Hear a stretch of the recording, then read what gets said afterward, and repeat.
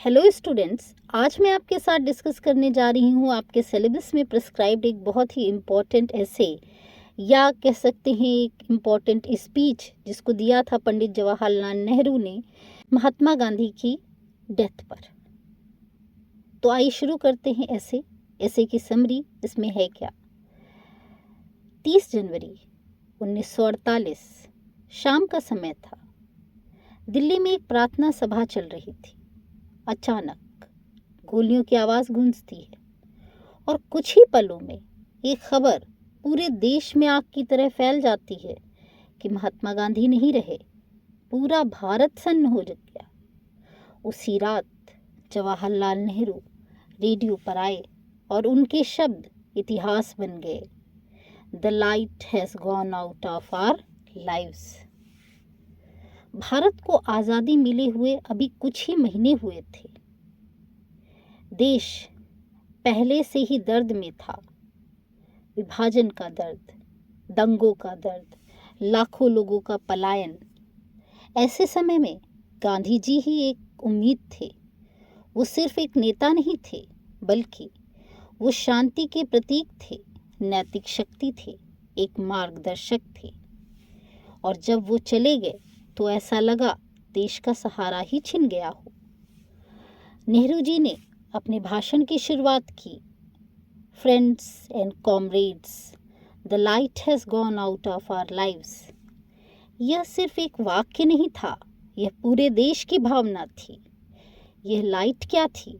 ये सत्य की रोशनी थी, अहिंसा की शक्ति थी, इंसानियत की उम्मीद थी।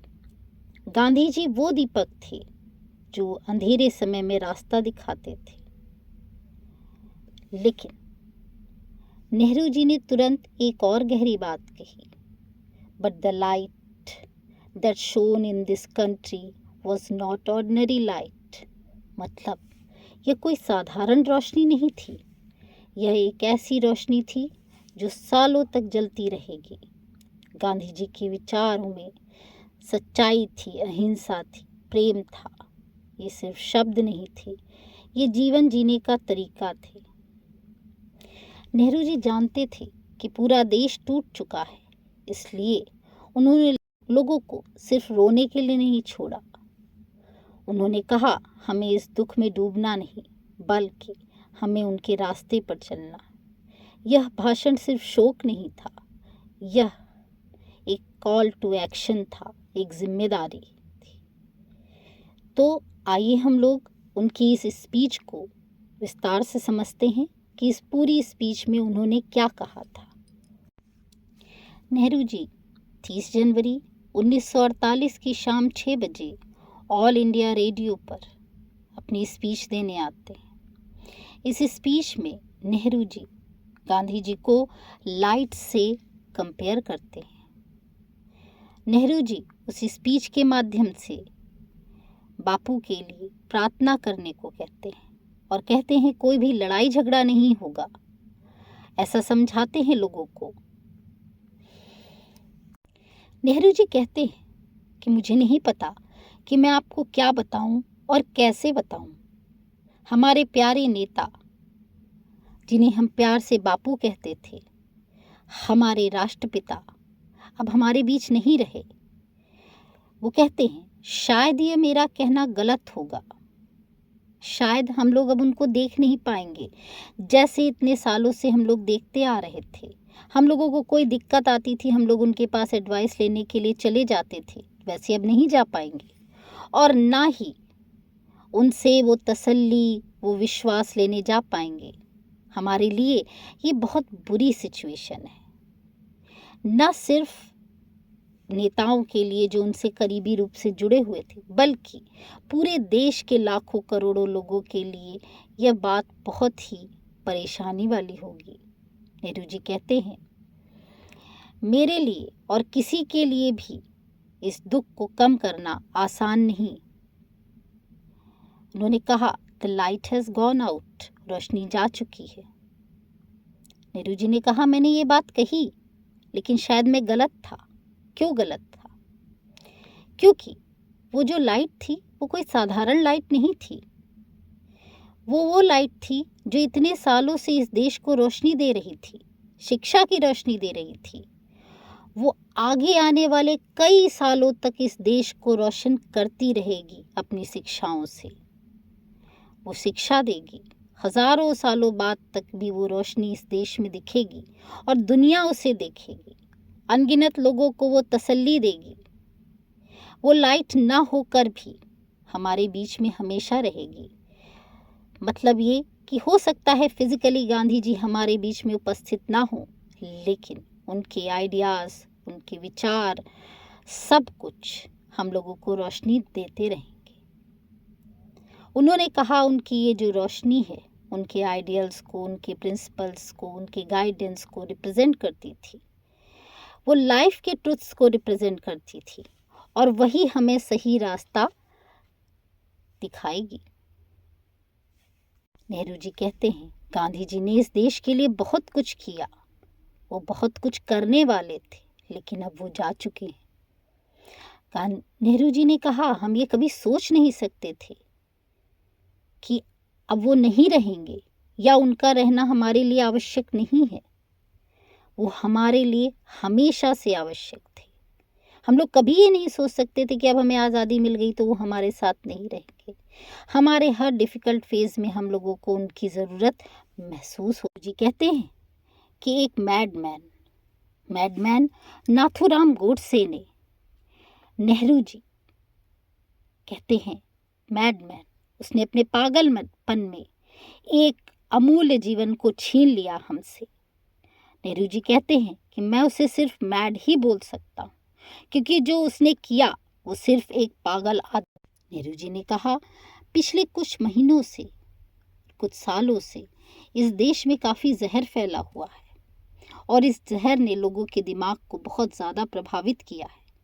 जहर मतलब कास्ट का, क्लास का, पार्टीशन को लेके, जात पात को लेके बहुत ज़्यादा जहर फैला हुआ है।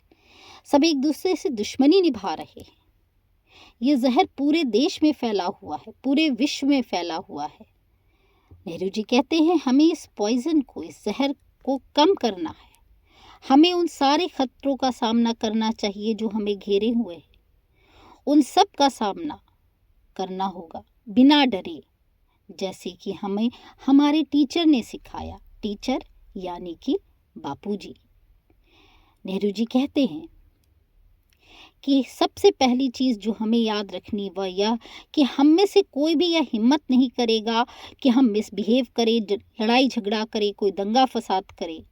ऐसी गलती कोई भी नहीं करेगा, क्योंकि वो जानते थे कि लोग गुस्सा हैं और इस गुस्से में लोग कुछ भी कर सकते हैं। इसलिए उन्होंने अपनी स्पीच के माध्यम से लोगों को सतर्क कराया कि कोई भी लड़ाई झगड़ा नहीं होगा। उन्होंने कहा कि हमें इस समय स्ट्रांग होना पड़ेगा और इस बात का भी निश्चय करना होगा कि हम अपनी सारी प्रॉब्लम्स का सामना करेंगे बिना अपना आपा खोए हुए।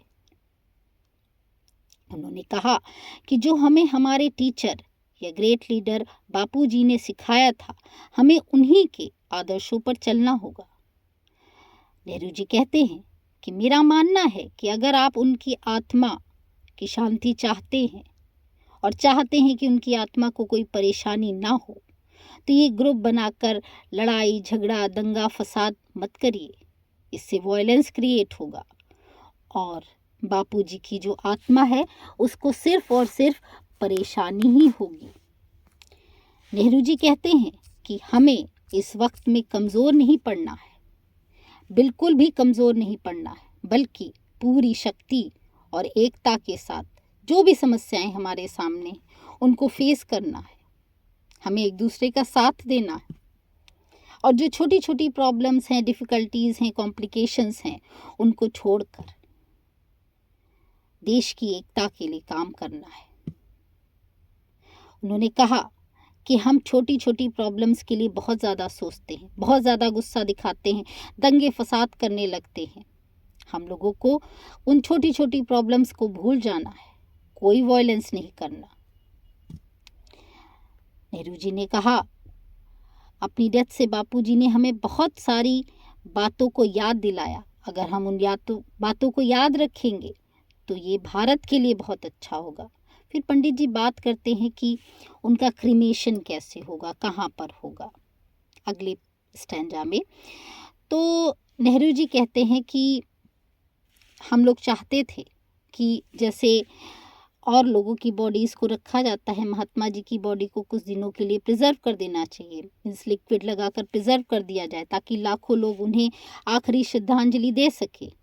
लेकिन महात्मा गांधी की इच्छा थी कि उन्होंने जो भी जीवन जिया है, सादा जिया है, उच्च विचारों के साथ जिया है, तो उनके अंतिम समय में भी कोई दिखावा न किया जाए। उनकी ये विश थी जो उन्होंने बार बार एक्सप्रेस की थी कि कोई भी ऐसा कुछ नहीं करेगा कि उनकी बॉडी को प्रिजर्व करके रखा जाए और लाखों लोग दूर दूर से आकर कष्ट उठाकर उनको श्रद्धांजलि दें। उन्होंने कहा कि महात्मा गांधी ने कहा था कि जब वह मरेंगे तो उनकी डेथ होगी, तो उनका सिंपल क्रीमेशन होगा, ना कि उन्हें प्रिजर्व करके रखा जाएगा, उनकी बॉडी पे कोई लेप नहीं लगाया जाएगा।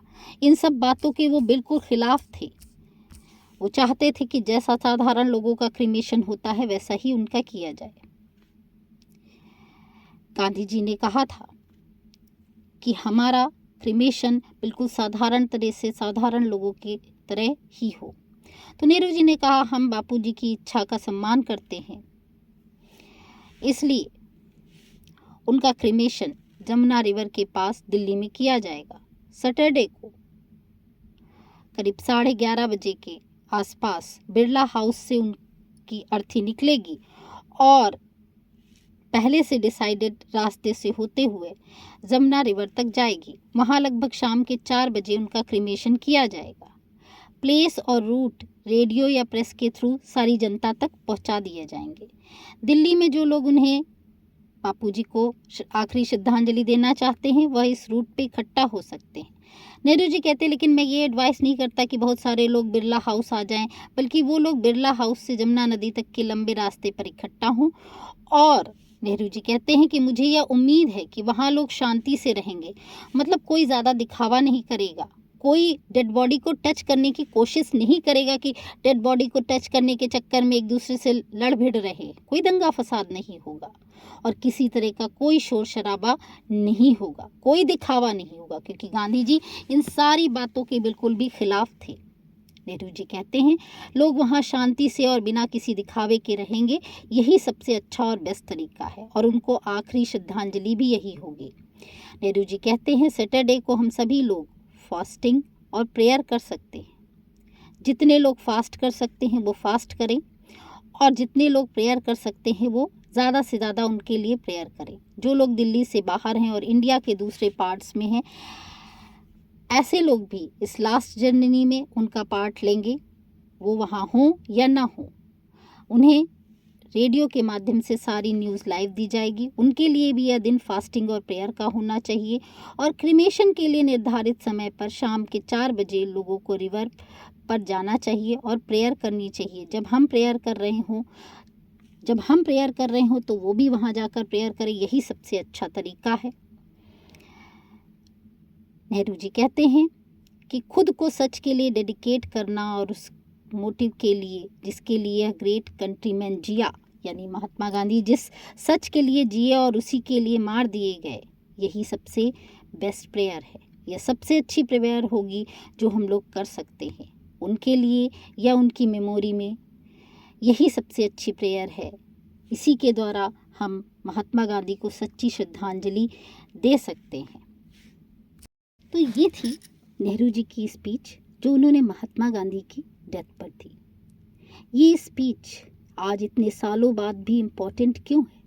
क्योंकि आज भी दुनिया में हिंसा है, नफरत है, विभाजन है और ऐसे समय में गांधी जी के विचार पहले से ज़्यादा ज़रूरी हैं। अगर हम शांति चाहते हैं तो हमें वही रास्ता अपनाना होगा। तो क्या सच में वो रोशनी बुझ गई? नहीं, वो रोशनी आज भी जल रही है, हर उस इंसान में जो सच का साथ देता है, हर उस दिल में जो नफरत के बजाय प्यार चुनता है। गांधी जी चले गए लेकिन उनकी लाइट अमर है। तो फ्रेंड्स, स्टूडेंट्स, अगर आपको ये वीडियो पसंद आया हो, आपके मन को ये वीडियो छू गया हो, तो इसे शेयर करिए ताकि और लोग भी इस मैसेज को समझ सके। और हाँ, कमेंट में एक बात ज़रूर बताइएगा कि गांधी जी की कौन सी सीख आपको सबसे ज़्यादा इंस्पायर करती है। Thank you. आगे भी ऐसे एजुकेशनल वीडियोस के लिए इस चैनल को सब्सक्राइब करिए, शेयर करिए। Thank you.